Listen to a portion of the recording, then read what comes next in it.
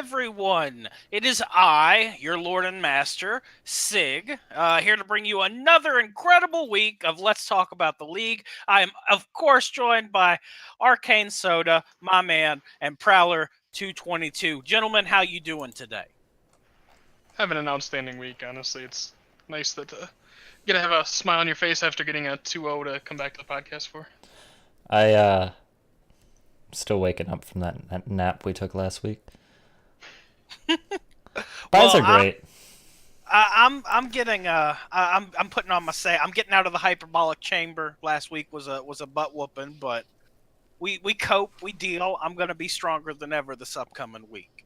But speaking of this upcoming week, this week's podcast is brought to you by Old Host. You can support the LCUS by signing up with Old Host, where you can build your own website. Go to www.oldhost.net and click Promotions for details. Every time you sign up with the coupon code LCUS, 100% of all the profits will be donated back to us. Time is limited for this promotion, so sign up today and help support the LCUS and get yourself a website. I think I'm going to have to build a website to maybe put some of those players from my game too. But we'll get to the Northern Storm Option 12 game. What happened last week? White Wolf, you were napping. We've already clarified that. First set of the night, we had Team Blitzkrieg non-lives, and man, that was just so electric watching non-lives come back at the end of that game. Yeah, second time we've seen 9 lives come from a huge deficit. In the LCUS, there's an unspoken rule that if you're down 7,000 gold, there's no coming back. And 9 lives continues to show that maybe we should look at rewriting the unspoken rule. Just their ability to claw back from huge deficits is unparalleled in the previous 4 splits of this championship series. That, and I think the thing that's playing in their favor is they have 1 week of a bye. The split is 9 weeks long, I believe. They have 8 lives to burn prior to semis and finals. So I hope they don't run out before the end of the split.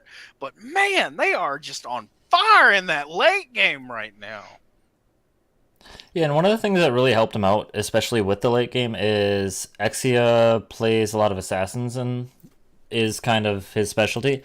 And 9 lives kind of was able to have the game go long enough that the Talon wasn't as effective anymore. It was a stellar performance from the Talon, but it just couldn't keep up with the length of the game, so that 9 lives was able to start winning fights because all of their carry potential kind of lost its steam. Yeah, and the 9 lives really had a team that was built for coming back too. So, I think that played a lot into it. Yeah, so, and final thing to highlight for the match, I'm real sorry. No, the one thing that turned the game around for me was in the bot lane, that second game, you see CB Hickey roam down in the Vygar, and he's able to secure a double kill that just pushes him over the top from there out. That was something. That was a fantastic play. Yeah, that was well done. Very well done. That happened because I didn't see that until I watched it again. We were queuing up for game 2, which we'll talk about in a moment. We were queuing up for that, getting ready, and we look and we're like, oh, any minute now this game will be over. Blitzkrieg's going to get their 2-0, and I closed Twitch because don't want to get caught ghosting y'all. I'd hate for Truffle to come down on me. I closed it out. We're sitting there. We're waiting for the invitation. It doesn't come, and then it doesn't come, and then it doesn't come. We pulled Twitch back up, and non-lives just won. It was such a crazy moment, and I think that 2 of us get to pat ourselves on the back for calling it, not giving up on non-lives. Yeah, I'm gonna pat myself on the back there. Now immediately take my backpack away for set 2. Set 2, Northern Storm into Option 12. Game 1, I felt very confident. So confident I flash grabbed Ace more than is probably socially appropriate to bring flash grab up in a conversation. But it happened. I violated him in every way that I could. harassed. But man, that late game we couldn't get going on game one, and then game two. Game two, I don't pick and ban. We just lost it there. We were so worried about the Shin, I guess, that I'd been playing Shin the week prior, trying to get ready for this matchup. Maybe looking into playing him, and it didn't fly well. Yeah, I think I guess I was most disappointed with you guys taking the Heimerdinger. You know, I understand its potential. Obviously, in lane it was very good against both Ace and Ashaway. It was just kind of annoying for us to have to play around, but there were a couple of team fights there, and obviously both teams had issues overstaying at the end. You know, that first game was a back and forth that shouldn't have happened either way. But there were a couple team fights that if you guys had a normal ADC, I think you win the ones that we would have won, and you guys can cruise to victory in that first game. The second game, you guys, Northern Storm got blown out. That was lost from pick and ban, and then we just took advantage with Ace's shot calling from there out. But first game, we won because of the Heimer pick, and that makes me sad knowing that we should have lost if you guys would have just had an ADC go. I'm sorry you feel so bad. We'll try not to do that again. Yeah, and I was really impressed by a lot of your early game play with the Blitzcrank. A lot of it was just really clean flash pulls, but some of it did feel almost a little overexcited. Like you were kind of like, "Oh, I'm doing really well with these," and then you get a little excited, and then you make one or two that don't work out. But there's no punishment for it. But it just felt like you were a little excited with the pulls. I can get behind that. It was Wayne Gretzky that said you miss 100% of the pulls you don't take. I remember that, very specific. And you can't be Mad Life if you don't even try to land any hooks. That's right. But looking at it, the coin was the only one that saw it. It prophesied the downfall of Northern Storm. Calling it 2-0, option 12. Everybody else having a little bit more faith in us than maybe we needed in that particular matchup. And then set 3, another disappointment. Phoenix and the Gale Force. Disappointment in that I keep investing this emotional energy into Gale Force. I keep trying to put my hands up in the air, take my energy, Gale Force, and it's just not happening. I really want to keep believing in you guys. Give me something this week. Let me believe. Show me the miracle of the storm. Come on now. Yeah, and I don't really know if it should be more of being let down by Gale Force or being more impressed by Team Phoenix, because Gale Force had some pretty significant leads that they had kind of worked together throughout the entirety of the first game. Early to mid game, they got a lot of really good fights, and at one point they were up, I believe, about 4 or 5K. And then Phoenix just kind of turned on their macro game and minimized that gold lead, and then eventually by the end of the game, I think they were ahead about that 4 or 5K. So it was really impressive from Phoenix to turn that around.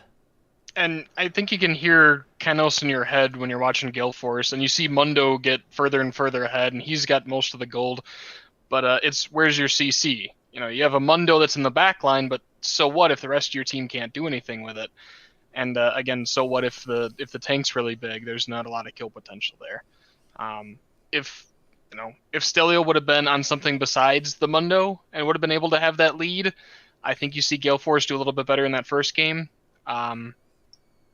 Mundo's just not bringing a lot to the LCUS right now, and him being the only one that's ahead on the team wasn't good for their composition.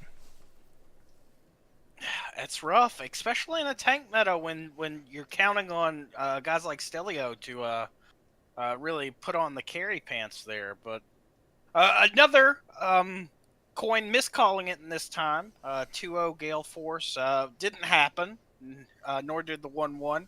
Not that I would ever undersell Team Phoenix, but the analogy didn't paint the picture as well, because y'all are rising from the ashes, but at this point, the ground's pretty clean. So, speaking of Phoenix, you know what really gets me excited? What's that? It's being able to take this awesome world building that we experience in League of Legends outside. And the way we're able to do that is with Nero. You can take the massive battle arena offline with Nero LARP. Nero LARP is a live action role play that has chapters all over the United States. Visit NeroLARPOnline.com for more information. Moving on. Moving on here, we got the we had a new patch that dropped today in League of Legends. It's 8.20. Won't be affecting the Worlds meta at all. They'll remain on 8.19. But as we are, the LCUS, we will be playing with 8.20. Not a whole lot going on with this patch. The most important thing being the Ezreal change. As I'm not an AD carry player, and I've actually never played Ezreal, to be completely honest, I don't know much about what that's bringing. I'm hoping Arcane Soda can kind of enlighten us a little bit. I honestly haven't looked too much into like some gameplay for it from the PBE and stuff, but his new W is no longer that skill shot that goes through everything. Now it is a longer skill shot. It has matched range with his Q now, that when you fire it, it sticks to the first champion or objective hit, and then hitting whatever target your W hit will detonate it, which gives you mana back for the ability plus whatever ability detonated the orb. So it's a pretty big change from his old W, which was just an attack speed steroid for allies, debuff for enemies. So I'm not sure how to feel about it right now, as far as if it's going to make him better or worse, if he's going to be showing up more in the mid lane or any of that. So it's interesting and unique change that I don't really know how to feel about. I've supported it one time today, since today is when it came out. No, yesterday. I supported it one time, and it's definitely more bursty, as opposed to looking for that, auto attack speed increase that he would get when he phased through it. It's interesting. I like it. I like supporting it. It definitely feels like more of a threat in lane. Now, also, speaking of being bursty, we've got a couple other changes along the way. Again, nothing real impactful in this one. There was a nerf to Dark Harvest, lessening its impact both in the early and late game. And man, if you're a champion that's using the domination tree, you've got to be just livid with Ride at this point, because we've seen the electrocute nerfs, we saw sudden impact nerfed, we saw eyeball collection nerfed, and now we're hitting Dark Harvest as everyone switched over to it when electrocute was changed. Man, if you need anything in the domination tree, it's a feels bad right now, and I'm hoping that they can work out something there. I don't know what it's going to be, but it feels like none of those keystones and none of those runes are as impactful as they are in other trees. And I feel part of that's because everyone was going so hard for domination because of all the extra burst that it offered. So personally, I don't know how to feel too much about this, because as an ADC player, I don't like getting bursted out. But overall, I feel like it's a little bit healthier for the game in general, because it kind of reduces, especially the early game burst, that kind of makes the game either one-sided or just unfun. I can agree with that. I do wish that instead of nerfing all these damage runes, that we'd move more towards maybe buffing some of those like utility runes, maybe giving them some defensive stats or something. But not something that would reward tanks per se. I don't know. I'm not good at balancing anything. I can barely walk, much less balance a video game. So, I want to know, tell me, why did they make Graves and Scion unplayable now? Graves is never going to see Summoner's Rift again after the major nerfs that we saw. It was like a whole 2 steps down. As he went from 66 base AD to 63 base AD, and that's because he's supposed to be more of an early game champion, but he's been scaling decently well into the late game. This is nothing, essentially. It's the lightest touch to Graves, and then Scion had his health regeneration taken down 1.5 per second. It just makes it so that you can't be in the face of someone as much, and you have to play around your W a little bit more, but both are the tiniest of nerfs. And like those really tiny nerfs, actually, especially the Scion one, is going to be noticeable. The Graves one, not so much, but when they're tweaking all these damage values for all the champions, they're only tweaking them by at most, like, I think the most they've ever taken off of a champion for base AD was like 6 or 7. Because you can't like take away a huge number, otherwise the champion's just going to be literally unplayable, not just our memeing here. But it's going to take away a little bit of Graves' early power and Scion's kind of over durability in lane. A couple other nerfs that happened to kind of help combat over resilience in lane was Nami got 25 5 to 25 healing taken off of her W, and the only other changes in the patch were Ari has a little bit longer cooldown for her ult early on, and Evelynn has lower damage on her ult at all levels.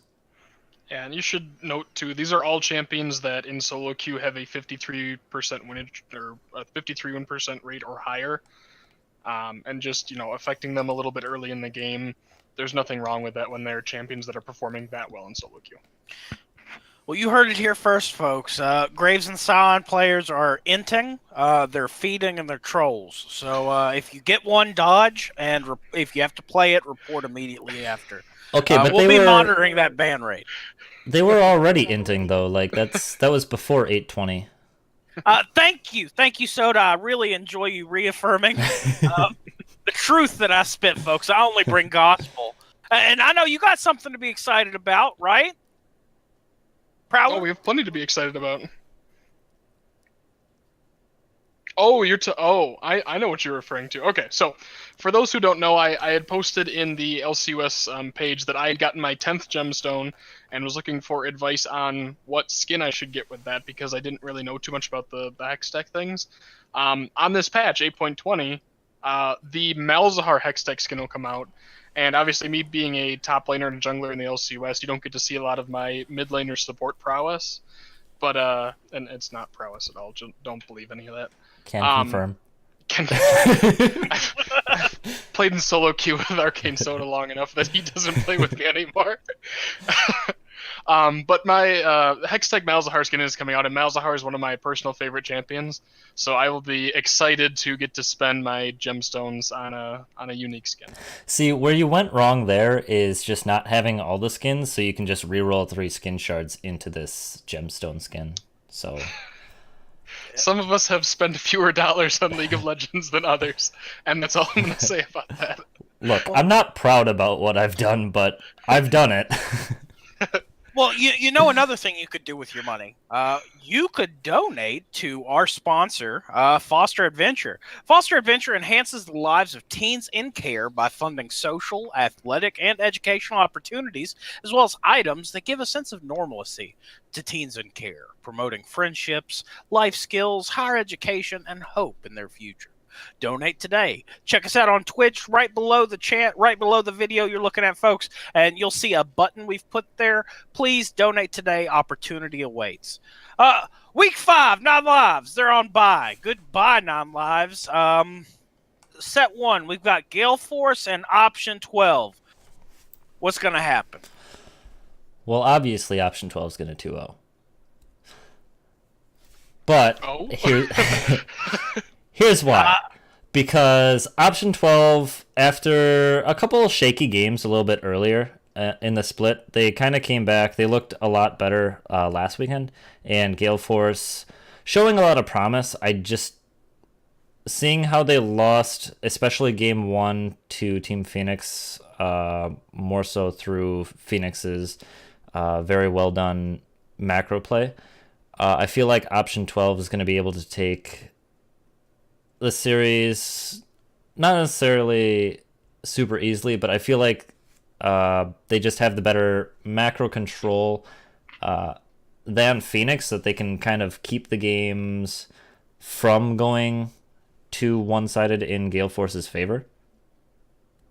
I can buy that. I can buy that. But if all my followers in the LCUS, if you'll turn your books to Chapter 5 of Gale Force, you'll see that the week after they were 2-0'd, they picked up a win.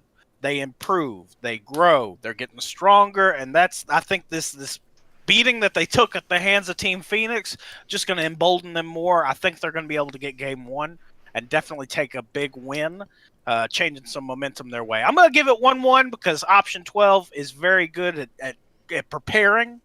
You guys got an incredible macro to top all that off, so I'm going 1-1. I gave my own team the 2-0. Option 12 last week looks like they're going back to form. We look like we're going back to form. And Gale Force looks like a team that's still trying to figure themselves out. Unfortunately, we're past the halfway point in the split, and you really need to have a team identity figured out. And I don't think Gale Force has it yet. Until they do, I don't think they're going to be the team that that they could potentially be. And I hope that they can get some more practice games in, that they can become the team we know that they are. We just have yet to see it in the LCUS, and I don't think we're going to see it this week. I think what they need to do is they need to commit to their mascot. They need to get Weather Forecast Jana in there. Clearly what they're missing. I would love to see that. Set 2, we have Team Blitzkrieg against Team Phoenix. And for me personally, this is the most hyped matchup all season. Blitzkrieg has looked unstoppable, and then, they drop a game to 9 lives. And Phoenix early on looked completely beatable. They've rejuvenated, they've revitalized, they've reloaded, and they're coming back in with Fat Lee, who adds an entire new element to Phoenix. Especially, knowing that his Udyr is always right on the precipice. It can always just come out at any moment. I love Phoenix's new team, and I see them doing a lot of great things. This is going to be a great game. I hope it goes 1-1, just like I predict, so we can get the most enjoyment out of this series. Yeah, and I'm going to agree with you on that. I think it is going to be a 1-1 because I feel like Blitzkrieg's just performing really well right now, but Phoenix, especially with Fat Lee, is definitely going to have something up their sleeve to be able to take down Blitzkrieg in at least one of the 2 games. I can get behind that, except I do think that one win is going to go over to Blitzkrieg. People are continually underestimating Exia. He never gets the ban attention that he needs Game 1. So I'm going to say that Blitzkrieg gets Game 1, but I do agree that Fat Lee, it's a change in style for them. I said it last week, Goon Stomp, we're going to miss you, man, but he was definitely more of a control, not as engage-oriented base jungler, where Fat Lee, he is probably one of the most dominating, aggressive junglers that the LCUS has ever seen. So I'm pumped to watch that game. I'm going to call it Match of the Night. Now, set 3, Northern Storm, White Wolf. I'm going to let you go first. You go ahead. Let me be on the back foot this time. Well, as much as I want to say that White Wolf is going to 2-0 because I feel like we're really confident. We're well rested after our nice weekend off and carefully studying you guys. History's shown this split that we only know how to 1-1, so I'm going to go with a 1-1. Okay. I respect your ability to gauge your own ability. I respect you as a person. I hope you go far in life, but that ain't going to happen this weekend. This weekend, I've decided I'm going to carry. I'm going to support carry. You've heard of support ADCs. You've heard of support junglers, support mid lanes. Well, I'm going to carry. So watch yourself. Sig is coming for you. All right, I'll put it in my notebook now. Ban Pike. No, what you're missing out is Sig Tellar's Vayne is coming out with a Relic Shield. That's right. That's right. Well, I was not prepared for that one. But no, I do think that this is going to be a make or break week for us at Northern Storm.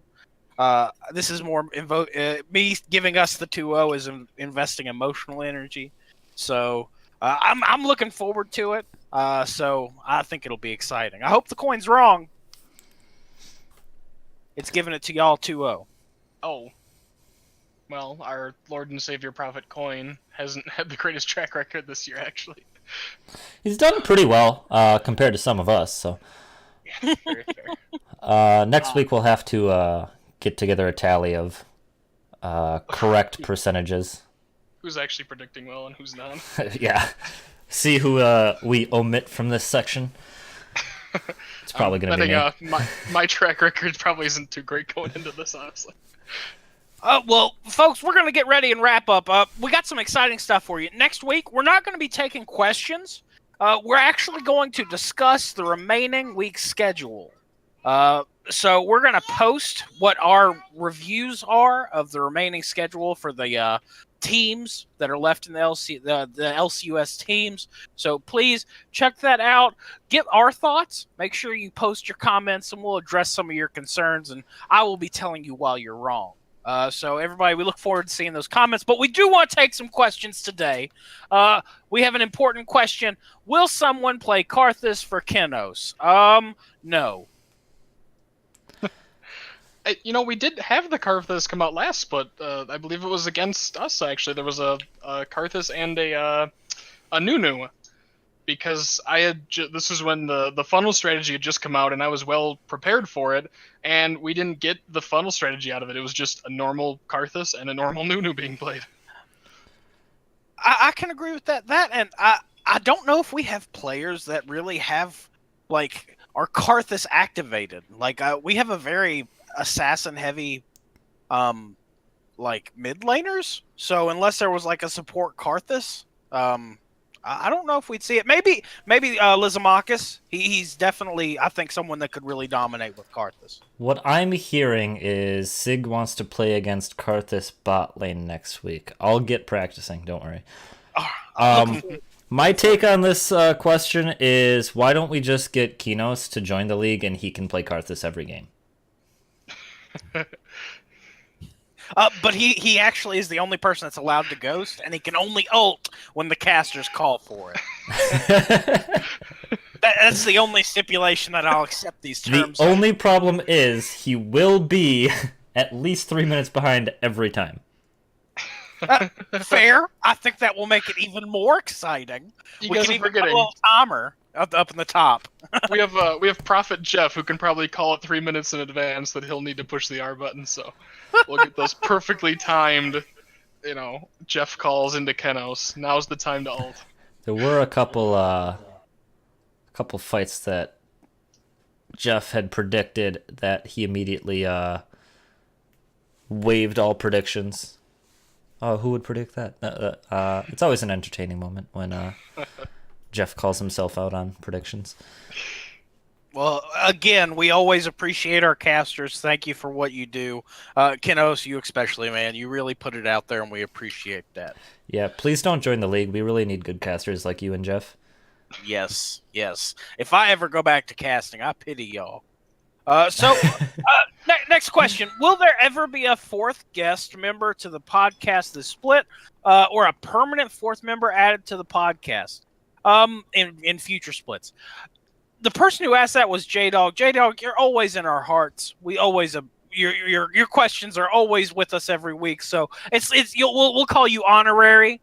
But folks, if you want to see an additional personality, if there's a particular member of the LCUS that you want to see in the podcast, we don't know. So unless you, I know J-Dog will tell us, but the rest of you, if you can hop into our Facebook, if you can hop onto Reddit, say if you want us to interview somebody, and we will do everything we can to make that happen. But it won't happen unless you tell us. All right? So let us know. Next question. We'll call this the last question. In each set from week 4, who were the biggest overperforming players? I'll start by taking this one. In our own set against Northern Storm, Greatbeard of Odin. I've talked about him ad nauseum this split, and that's because he's done so well. He's playing so far above his elo. He had the solo kill onto Shaken Not Stirred, and I played top lane for 3 splits in the LCUS. I can tell you what a challenge Shaken Not Stirred is up there. To hear Greatbeard of Odin call it, "Oh, I got him," and then you see the kill thing come across the screen, I was shocked. that he got the kill into Shaken on Stirred. And from right then, you just get this big boost of confidence. Like, wow, you're shutting down their best player with, with no jungle presence or anything. I wasn't helping him out there. It was all on him. He got the solo kill, and that gave us a big boost of confidence moving forward. Great job. I'm going to agree with. Oh, you go ahead. Yeah, he definitely did a fantastic job. But I'm gonna say, and this one's a really tough one to call from the first set, because Exia and Brandana both played extremely well that set, but I feel like Exia performed just a little bit better, because they're both kind of each team's respective catalyst for victory. They're both their win conditions, but the amount of pressure Exia just exerts in that mid lane and across the map because of the leads he keeps on getting is just extremely troublesome for any team to deal with. So I feel like Exia in that matchup overperformed the most. If we're talking about week 4, I'm going to give to Greatbeard Odin. We were not prepared for the amount of play that he brought to those games. So big ups to you, man. Great job. Don't do it again, please. Well, folks, this has been another week on Let's Talk About the League. The Let's Talk About the League is brought to you by our incredible sponsors, but most importantly, by you. Please remember, subscribe to us on Twitch. If you're one of our Twitch Prime subscribers, we appreciate you so much. You're what makes this worth it. We know that you're in the crowd right now listening. So personally, from me and the rest of the cast, thank you so much for all that you do and giving us those subscriptions. If just to reiterate, the Holiday Showdown was canceled. We are going to be bringing out some additional content for you. Please keep an eye on our Facebook, on Reddit, on YouTube, on Twitch. I'll put a sign on my front porch. Just make sure you're keeping an eye on our social folks so that you know what's happening with the LCUS and GMA Gaming in general. As always, I am Sig Tall Lord, joined by Prowler 222 and Arcane Soda. This has been another great week, and I hope you will join us next week when we talk about the league. Thank you and have a great day.